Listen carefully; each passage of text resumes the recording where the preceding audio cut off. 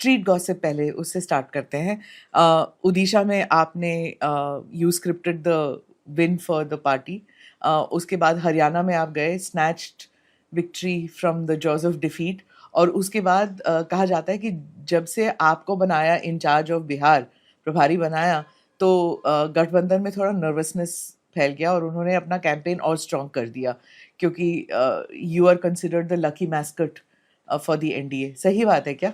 देखो, इस प्रकार की समीक्षा ये थोड़ा पत्रकारों के अपने अपने इमेजिनेशन है, और आप जैसे वरिष्ठ व्यक्ति इस प्रकार की समीक्षा करोगे तो मेरे को तो सुनने में तो अच्छा लगेगा, लेकिन ये धरातल नहीं है।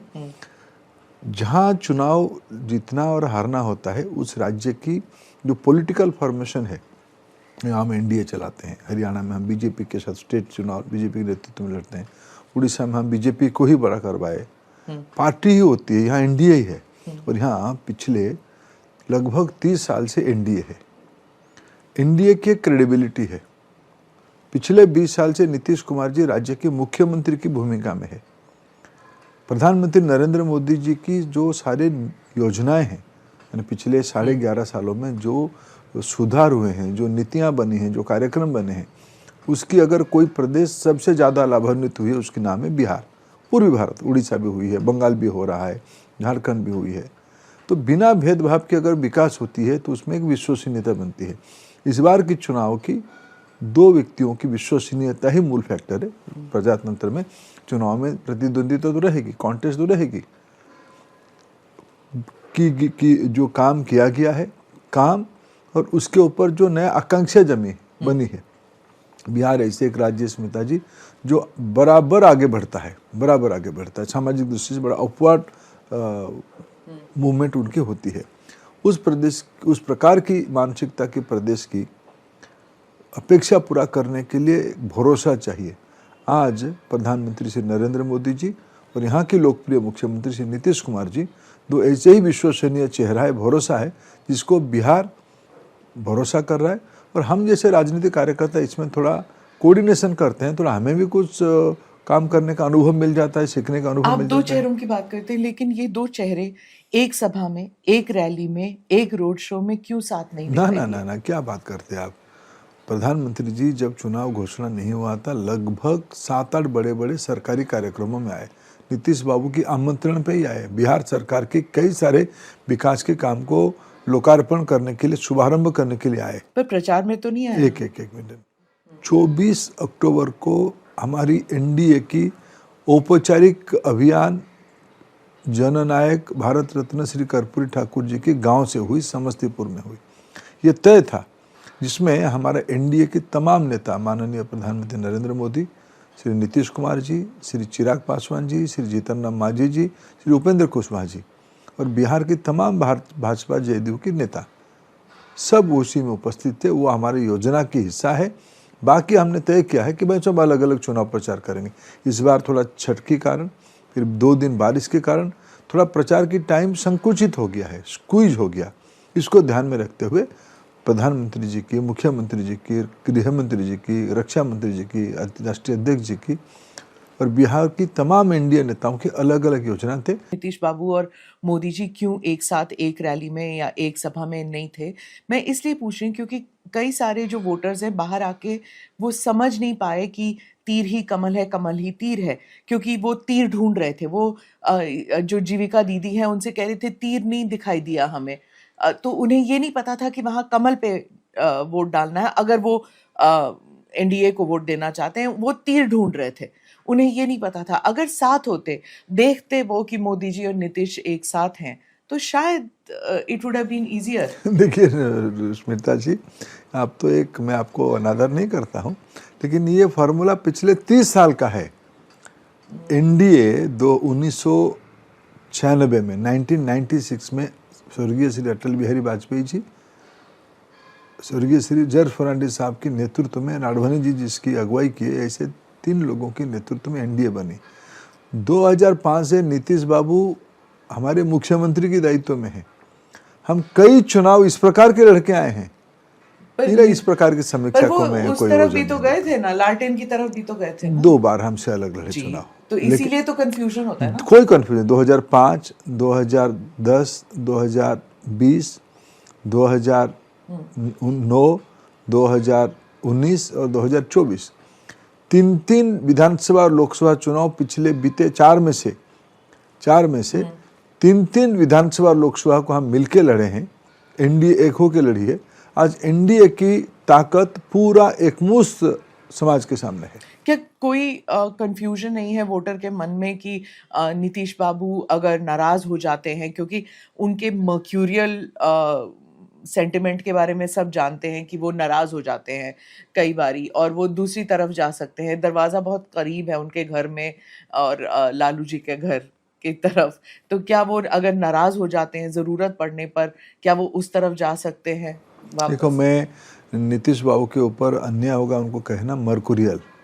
नीतीश बाबू जैसे ठंडे दिमाग के परिपक्व राजनीतिक नेता मैं क्वचित देखा हूँ भारतीय राजनीति में। आपने 2 या 3 दशक से आप उनके साथ? मैं उनके साथ बचपन से उनसे जुड़ा हूँ। मैं जब पहली बार 2004 में एमपी बन के आया, उसके पहले भी मैं जानता हूँ। मेरे गांव में वो रेल मंत्री करके आए थे। एक संबलपुर कटक रेलवे लाइन का लोकार्पण करने के लिए। वो 15 अगस्त की दिन था।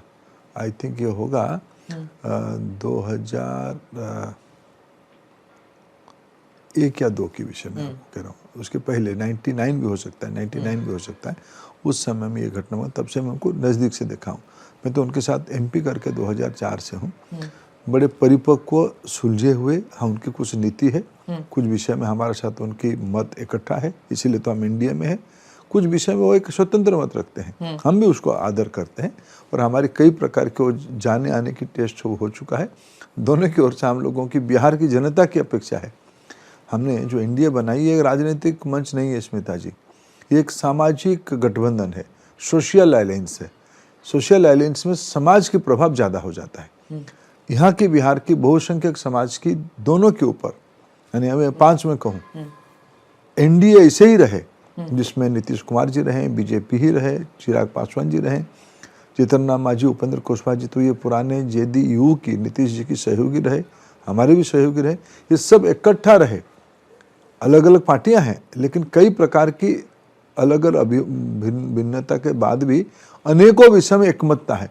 इसलिए हम एनडीए करके 2014 से आदरणीय स्वर्गीय रामविलास जी की फोर्स हमारे साथ जुड़ा हुआ है। बिहार की तरक्की के लिए ये 100% गारंटी की फार्मूला है।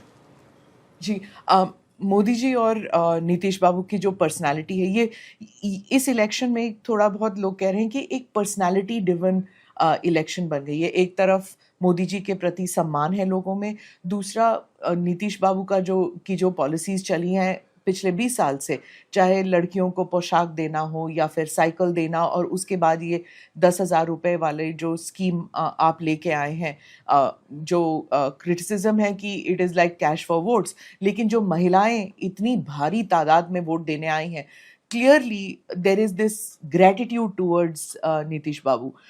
तो क्या आप समझते हैं कि महिला वोटर और युवा वोटर जो है वो डिसाइडिंग फैक्टर है इस चुनाव में? निश्चित रूप में समाज की जो यंगर वोटर ही वो डेवलपमेंट के ऊपर इकट्ठा आते हैं, महिलाओं की लॉ एंड ऑर्डर पे इकट्ठा आते हैं।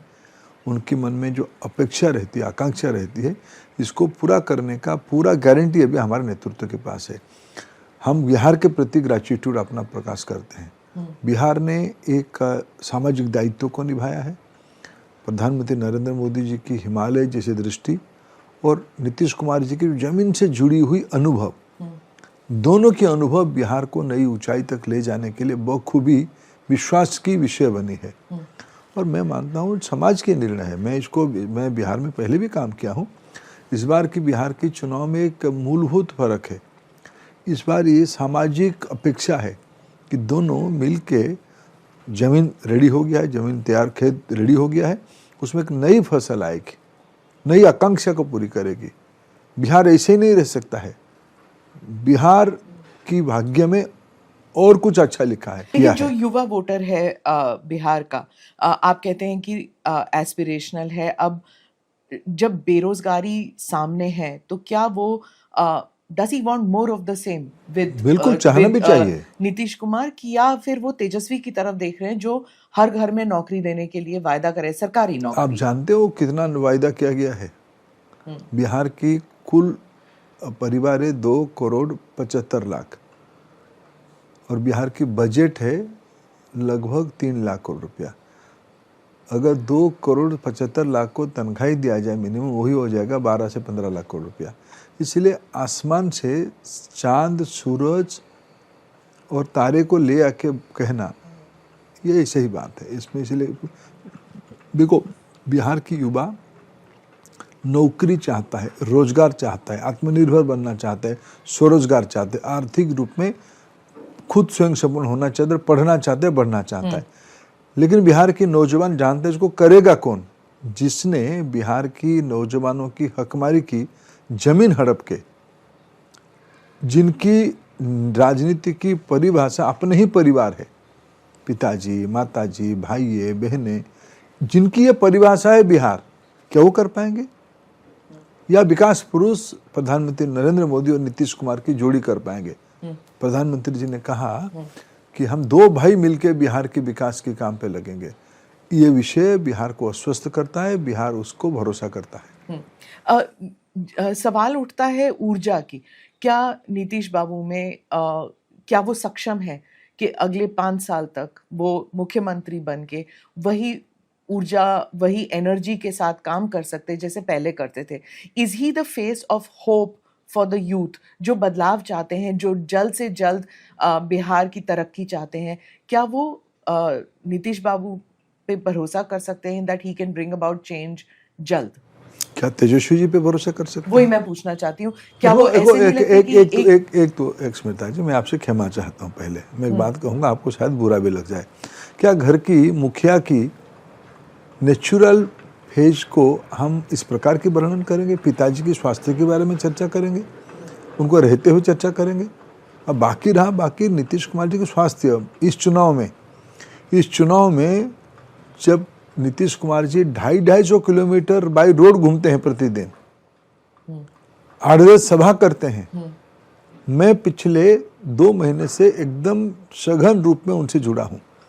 राजनीतिक विषयों को लेके, विकास के विषय को लेके, प्रत्याशी चयन में, सीट शेयरिंग में, एनडीए के बारे में चर्चा किया, मुद्दा क्या होगा, संकल्प पत्र क्या होगा, प्रचार अभियान कैसे होगा।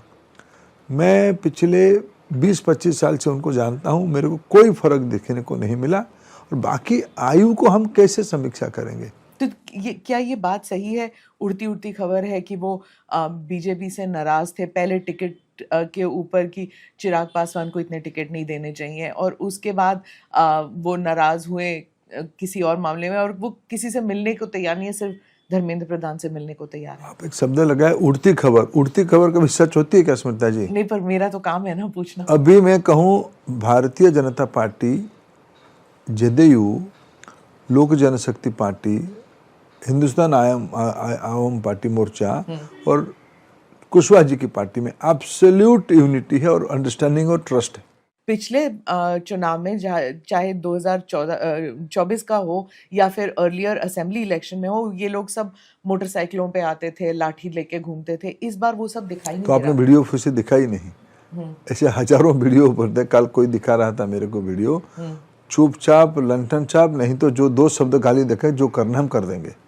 ऐसा नहीं है। बिहार में जो लोग हमारी प्रतिद्वंदी है वो सुधर ही नहीं सकते हैं। पर आपके सहयोगी दलों ने भी तो बाहुबलियों को टिकट दिया है, एक तो जेल में बैठ के लड़ रहे हैं। देखो, ये तो बिहार की एक राजनीतिक मिजाज अलग है, लेकिन जो संस्कृति तो कब बदलने वाला है फिर? कल प्रधानमंत्री जी ने कहा मोतिहारी में, बेतिया में, कहा देखो इस बार का चुनाव सिर्फ किसी को हराने जिताने का लिए नहीं, बिहार की मूलभूत राजनीतिक संस्कृति में एक पैराडिम शिफ्ट, ढांचागत परिवर्तन की चुनाव इस बार हो रहा है।